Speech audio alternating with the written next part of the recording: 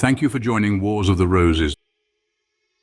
And this is Smith, George from the Encyclopedia of Freemasonry by Albert G. Mackey. Smith, Captain George Smith, was a Freemason of some distinction during the latter part of the 18th century. Although born in England, he at an early age entered the military service of Prussia, being connected with noble families of that kingdom. During his residence on the continent, it appears that he was initiated in one of the German lodges. On his return to England, he was appointed inspector of the Royal Military Academy at Woolwich and published in 1779 a Universal Military Dictionary and in 1783 a Bibliotheca Militaris. Brother Smith devoted much attention to Masonic studies and is said to have been a good workman in the Royal Military Lodge at Woolwich, of which he was for 4 years the master. During his mastership, the lodge had, on one occasion, been opened in the King's Bench prison, and some persons who were confined there were initiated.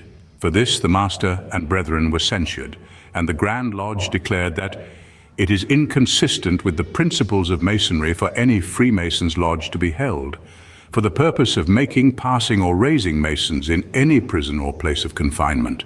See Constitutions, 1784, page 349.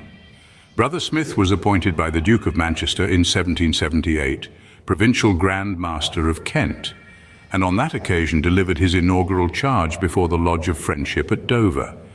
He also drew up a code of laws for the government of the province, which was published in 1781.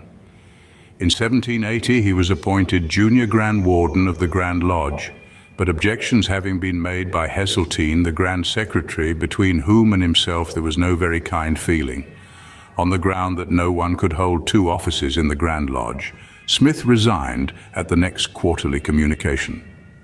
As at the time of his appointment, there was really no law forbidding the holding of 2 offices.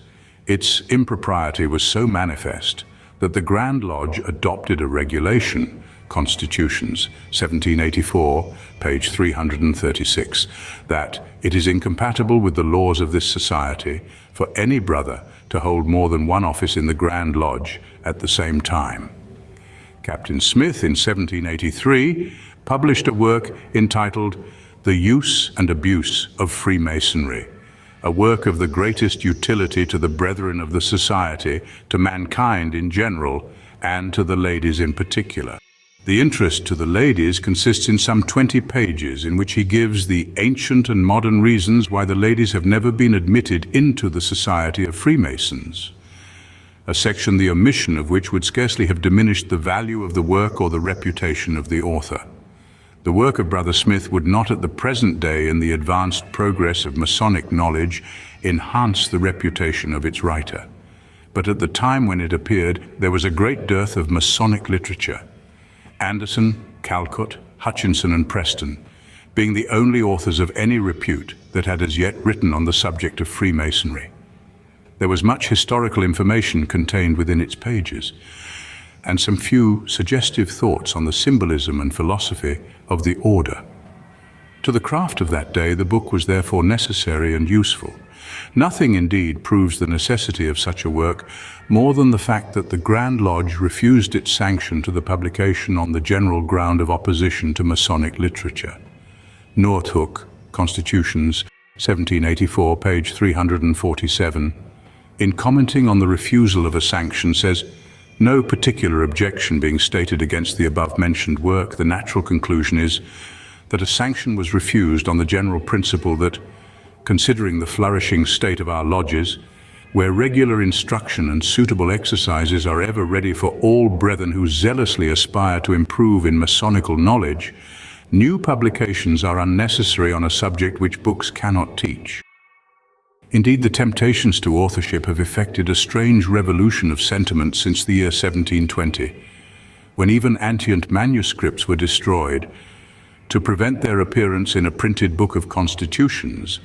For the principal materials in this very work, then so much dreaded, have since been retailed in a variety of forms, to give consequence to fanciful productions that might have been safely withheld without sensible injury either to the fraternity or to the literary reputation of the writers.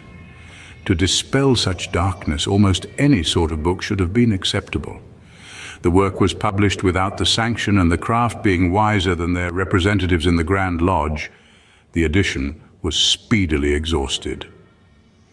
In 1785, Captain Smith was expelled from the society for uttering an instrument purporting to be a certificate of the Grand Lodge recommending two distressed brethren. And Dr. Oliver, Revelations of a Square, page 215, describes Captain Smith as a man plain in speech and manners, but honorable and upright in his dealings, and an active and zealous Mason. It is probable that he died about the end of the 18th or the beginning of the 19th century. Thank you for watching, and please don't forget to share, like, subscribe, and comment. And if you can, please consider donating to Wars of the Roses. Links to PayPal and Patreon are in the description. Thank you so very much.